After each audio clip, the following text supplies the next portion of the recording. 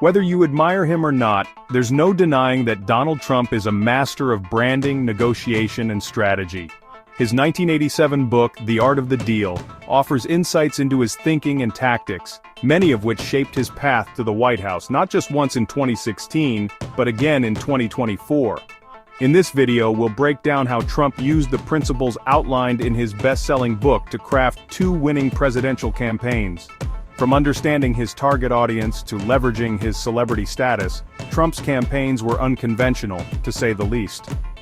But were they effective because of or in spite of his unorthodox approach? Let's dive in. The Art of the Deal isn't just a memoir, it's a guide to deal-making, as Trump sees it. In it, he outlines 11 key principles for success, covering everything from knowing your market to maximizing leverage. These principles, initially designed for the cutthroat world of New York real estate, became the cornerstone of his political strategy. Trump emphasizes the importance of thinking big, of aiming for the seemingly impossible.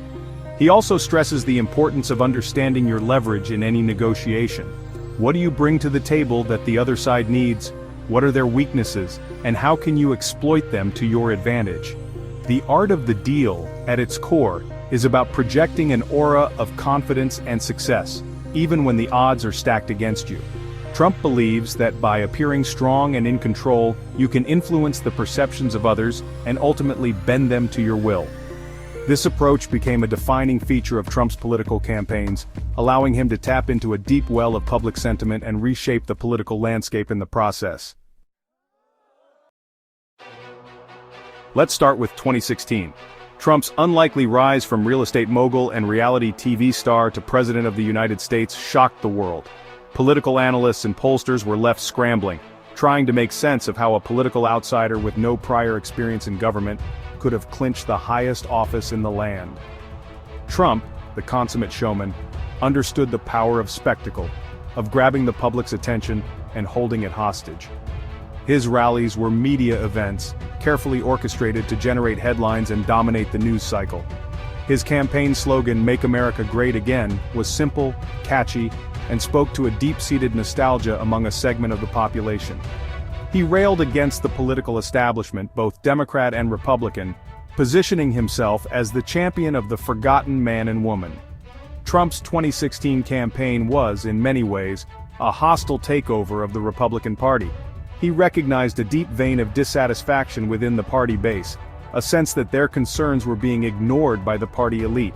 His use of social media, particularly Twitter, allowed him to bypass traditional media gatekeepers and communicate directly with voters. He used it to attack his opponents, spread his message, and control the narrative. Trump's 2016 victory was a testament to his understanding of the art of the deal. He identified his market, understood their desires and frustrations, and crafted a message that resonated deeply with them. Whether you agree with his tactics or not, there's no denying that Donald Trump's 2016 presidential campaign was a watershed moment in American politics. In The Art of the Deal, Trump stresses the importance of thinking big, of setting ambitious goals, and not being afraid to go after them. This philosophy was evident throughout his 2016 campaign. From his audacious promises to make America great again, to his vow to build a wall on the US-Mexico border, Trump consistently presented himself as a man of action, a bold leader who wasn't afraid to think big and challenge the status quo. His campaign rallies were a testament to this philosophy. Held in massive arenas and airfields, they were carefully orchestrated spectacles designed to project an image of overwhelming support and enthusiasm for his candidacy. Trump understood the power of spectacle, of creating a sense of excitement and momentum around his campaign. His promises, while often light on specifics, were grand in scope and ambition. By thinking big and refusing to be constrained by conventional political norms, Trump was able to tap into a deep well of discontent and channel it into a powerful political movement. Chapter 4. Principle 2, Know Your Market. One of the key principles outlined in The Art of the Deal is the importance of knowing your market. Trump stresses the need to understand your audience, their desires, their motivations, and their pain points. This principle was evident in Trump's 2016 campaign, where he and his team demonstrated a keen understanding of the anxieties and frustrations of their target demographic: white, working-class voters who felt left behind by economic globalization and alienated by rapid social change. Trump's campaign rallies were often held in economically depressed areas of the country, places that had been hit hard by factory closures and job losses. His message of economic nationalism, his promise to bring back jobs and protect American workers, resonated deeply with these audiences. He spoke directly to their anxieties, acknowledging their pain and offering himself as their champion. By understanding his target market, Trump was able to craft a message that resonated deeply with them, a message that bypassed the filters of traditional media and spoke directly to their lived experiences. Chapter 5. Principle 3. Use your leverage. In the world of high-stakes negotiations, leverage is everything. Donald Trump, the self-proclaimed master of the deal, has built his career on this principle. And in his 2016 presidential campaign, he wielded leverage like a weapon, turning his outsider status, his mastery of media manipulation, and his disregard for political correctness into powerful tools for disrupting the status quo and ultimately securing victory. One of Trump's greatest assets was his celebrity status. His years as a real estate mogul and reality TV star on The Apprentice had made him a household name, giving him a level of name recognition that most politicians could only dream of. He understood the power of branding and used it to his advantage, turning his last name into a symbol of success, wealth, and aspirational excess. He further amplified this advantage through his mastery of media manipulation. Trump understood that controversy sells, and he wasn't afraid to court it. His inflammatory statements, often delivered via Twitter, generated a constant stream of headlines and kept him at the forefront of the news cycle. He understood that in the age of 24/7 news and social media, any publicity is good publicity. Chapter 6, 2024. A comeback built on the same playbook. The 2020 election saw Donald Trump defeated, his bid for a second term thwarted by a surge in voter turnout and the mobilization of a coalition determined to see him out of office.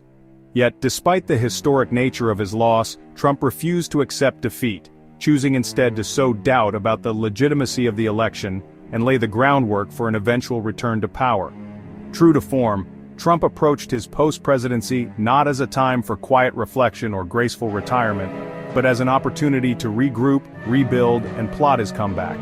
He retreated to his Mar-a-Lago estate, nursing his grievances and maintaining a vice-like grip on the Republican Party. Trump's enduring influence over the GOP was evident in the aftermath of the January 6th Capitol riot, an event that shocked the nation and raised profound questions about the future of American democracy. Despite the violence and chaos of that day, Trump remained a potent force within the party, his grip on the base seemingly unshaken. He continued to hold rallies, drawing massive crowds of supporters, eager to hear him rail against his perceived enemies. Trump's strategy for 2024 was a familiar one: to stoke the flames of division, to paint himself as the victim of a rigged system, and to position himself as the only one who could save America. The Art of the Deal isn't just a book, it's a mindset. Trump's rise to the presidency in both 2016 and 2024 shows how these principles can be applied far beyond real estate. While his approach may not work for everyone, it's a fascinating case study in the power of strategy, branding, and persistence. Love him or hate him, Donald Trump's campaigns have redefined the art of modern politics. Thanks for watching. If you found this breakdown insightful, don't forget to like, share, and subscribe for more deep dives into the world of leadership, strategy, and success.